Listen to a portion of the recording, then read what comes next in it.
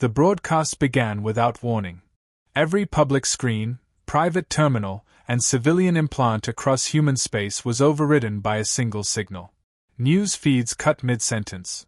Navigation displays froze. Entertainment streams vanished. In their place appeared the sigil of a foreign empire, ancient, ornate, and unmistakably confident.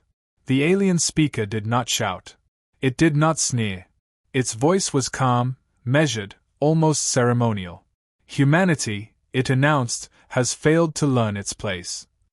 Behind the speaker, the view widened. Across dozens of human colonies, the executions had already begun. 10 million humans. Not soldiers. Not warships. Colonists. Engineers. Families who had left Earth believing distance meant safety. The Empire had chosen them deliberately, spread across multiple worlds, so no single tragedy could be dismissed as an anomaly. On one world, orbital stations were vented into vacuum, their inhabitants tumbling silently into space. On another, atmospheric processes were shut down, skies thinning as people collapsed where they stood. Cities were struck not with bombs, but with precision energy lances that erased hospitals, shelters, and evacuation hubs first. The Empire wanted it seen. Every angle was captured.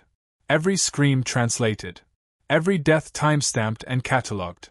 The speaker continued, narrating the slaughter as if reciting law. This punishment is broadcast live, it said, so the galaxy may understand the cost of defiance. Human faces filled the screen. A medic trying to shield a child with her own body.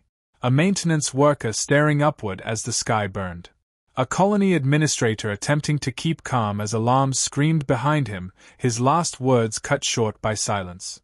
There was no attempt to hide the suffering. This was not collateral damage. This was performance. Across the wider galaxy, reactions varied, but none intervened. Some species turned away, claiming neutrality.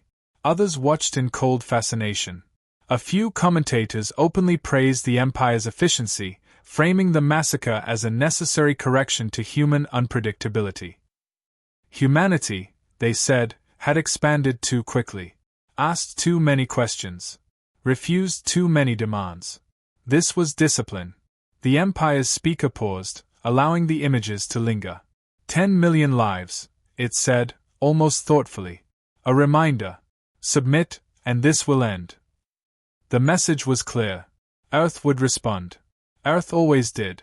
With outrage, with speeches, with fleets scrambling too late to matter. The Empire had studied human behavior carefully, or so it believed. Countdown markers appeared on the broadcast. Timers synchronized across every feed. The galaxy waited. Earth said nothing. Minutes passed. Then hours. Human news networks did not resume. There were no emergency addresses. No declarations of war. No desperate pleas transmitted through diplomatic channels. Earth went silent. To the Empire, at first, this silence was satisfying. Fear often manifested that way. They allowed the broadcast to continue, replaying selected moments, looping the executions for emphasis. Surely Earth was arguing among itself. Surely its leaders were scrambling, divided by old rivalries and slow bureaucracies. But as time stretched on, unease crept in. Attempts to hail Earth received no reply, not even automated acknowledgments. Civilian traffic from human space dropped to zero with unnatural speed. Merchant vessels vanished from trade routes as if recalled by instinct. Even human social channels, normally chaotic beyond control, went dark almost simultaneously. That was when the galaxy began to notice something was wrong. Human worlds did not erupt into panic. There were no mass refugee movements. No emergency flotillas fleeing toward neutral territory. The borders of human-controlled space did not fray. They sealed. Observational probes detected massive energy reallocations within the Sol system and beyond, but no ships emerged. No weapons fired. It was as if humanity had folded inward, locking every door at once. The Empire issued a second message, sharper this time. Earth, the speaker demanded, you have witnessed the price of defiance. Respond. Still nothing. Behind closed doors across the galaxy, analysts whispered theories. Perhaps Earth had collapsed. Perhaps the loss had broken them. 10 million lives was not insignificant, even for a species as numerous as humans. But there was another possibility, one far less comforting. Some remembered old human history. Ancient conflicts where silence preceded devastation.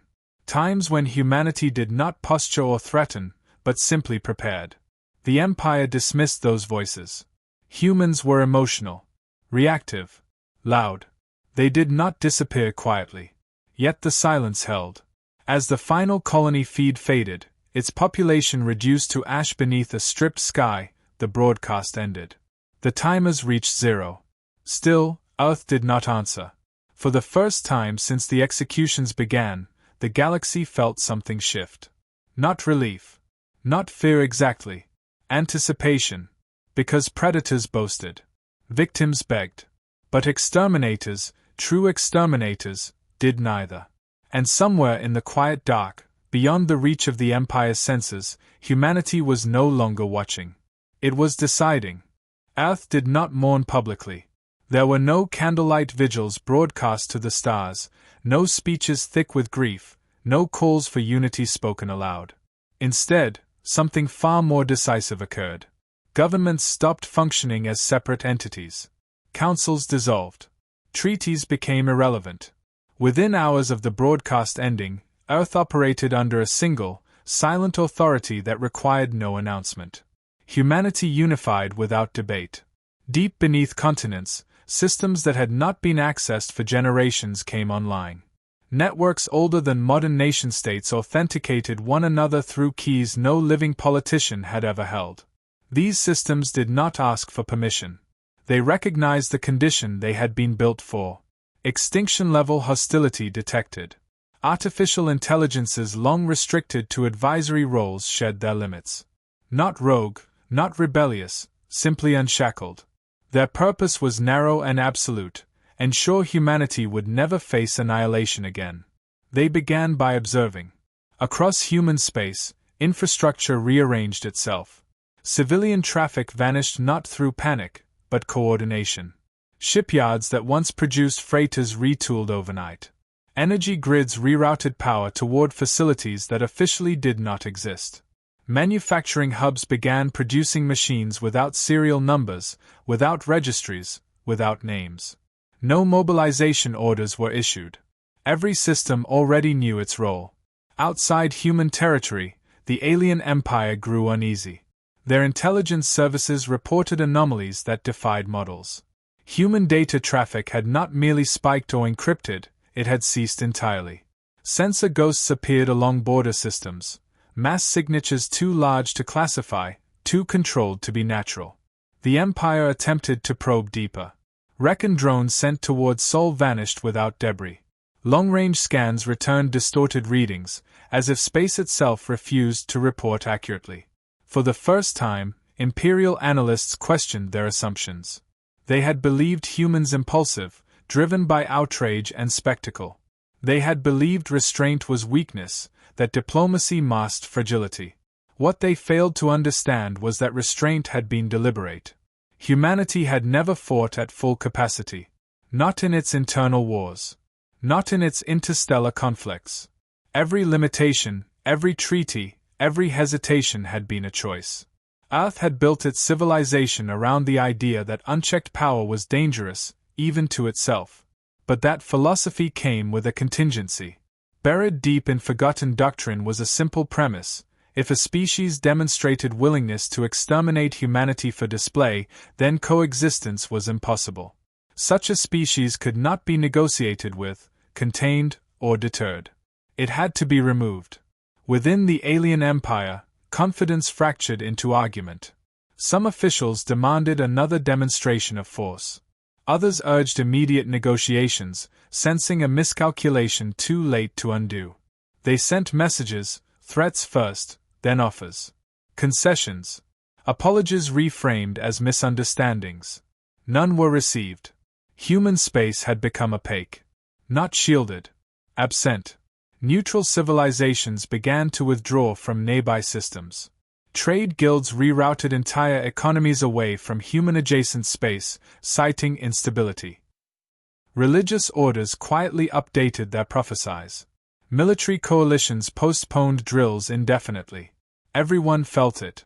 The pressure of something vast aligning itself. Then the first confirmations arrived. Not explosions. Not battles. Silence.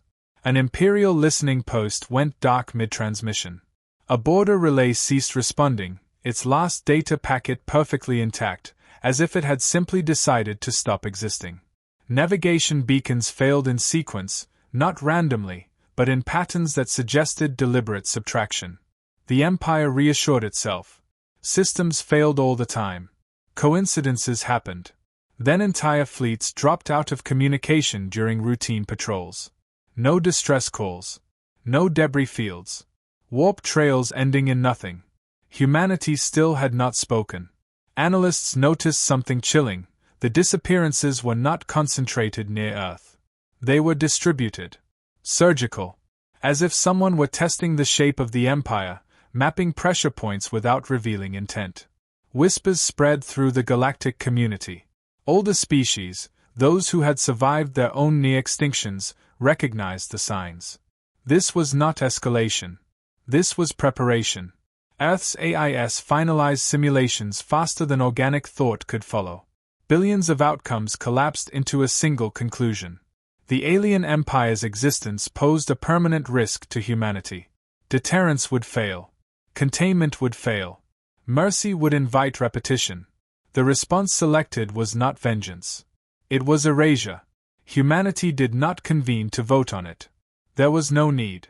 Every governing system, every strategic intelligence, every surviving human instinct converged on the same result. No declarations would be issued. Wars required acknowledgement. This was not a war. This was corrective action. Far from the Empire's core worlds, devices activated that had no human crews and no human signatures. They did not announce themselves. They did not accelerate dramatically or blaze with energy. They simply began moving. As the Empire struggled to understand the spreading gaps in its perception, a realization finally took hold, cold and unwelcome. Earth had not gone silent out of fear. It had gone silent because conversation was no longer relevant. And whatever was coming would not be meant for the Empire alone, but for anyone who might one day consider turning human death into a spectacle. Humanity's retaliation did not roar. It whispered through the void. The alien empire first noticed subtle distortions in space. Sensor grids recorded improbable gravitational shifts. Stars wavered, not collapsing, not flaring, but bending under unseen influence. Planets teetered in orbit, precisely, methodically, as if an invisible hand were adjusting their trajectories. Fleet formations evaporated mid-warp, leaving no wreckage, no signal, only absence. Attempts to strike back were futile. Imperial warships fired at nothing. Missiles and beams passed through empty coordinates where human assets had already moved. Automated defense arrays shut down without triggering alarms. Every move the Empire made was anticipated and counted before it began. Humanity's machines multiplied in silence. Self-replicating drones, designed to mimic biology and physics simultaneously, spread across contested systems, operating with untraceable coordination. They dismantled infrastructure with surgical precision, consuming nothing essential to themselves, leaving no survivors, no debris. Every Imperial control center disabled itself upon contact, systems collapsing without explosion, records vanishing, archives untransmittable. It was not vengeance. It was efficiency. As colonies fell in systematic waves, the alien empire realized their entire species had been targeted. Genetic archives, cultural repositories, historical records, all erased. Nothing survived that could reconstruct them. The galaxy watched, horrified, as a civilization that once commanded fleets and legions simply ceased to exist. Attempts at surrender were met with silence. Communications reached human territory only to be ignored or automatically dismissed. No speeches, no ultimatums, no merciful delays. Humanity's response was not negotiable. The Empire's diplomats and generals understood too late that humanity did not need confrontation to prevail. Observers from neutral species scrambled to comprehend the scope. Trade networks collapsed. Neighboring systems evacuated. Religious orders and scholars debated in hushed tones whether what had occurred was justice or inevitability. Every calculation suggested that no equivalent retaliation could succeed. Within the remnants of imperial command, panic spread. Officers who had once prided themselves on strategy admitted that every contingency had been anticipated, every fleet counted, every infrastructure nullified. The alien empire, proud and ancient, confronted the truth. The humans they had slaughtered 10 million of were not only survivors but forces of unparalleled precision and relentless finality. Yet humanity did not celebrate. There was no triumphal broadcast, no gloating declaration. Systems quietly returned to control. Ships resumed normal routes, but never displayed identification. Energy grids powered down where unnecessary. Planets resumed orbits without announcing their movement. Everything returned to silence. The galaxy understood the lesson too late. Humans do not fight wars the way others do. They do not rage or boast. They observe, calculate, unify, and remove the threat completely. The alien empire, erased and forgotten, became an example, a cautionary tale embedded in the memory of every intelligent species. Earth did not intervene in other systems, did not conquer, did not celebrate. Humanity's only act was corrective, permanent, absolute, indisputable. Those who had believed themselves untouchable discovered that the human race is the species that ends monsters, and does so without spectacle, without mercy, and without announcement.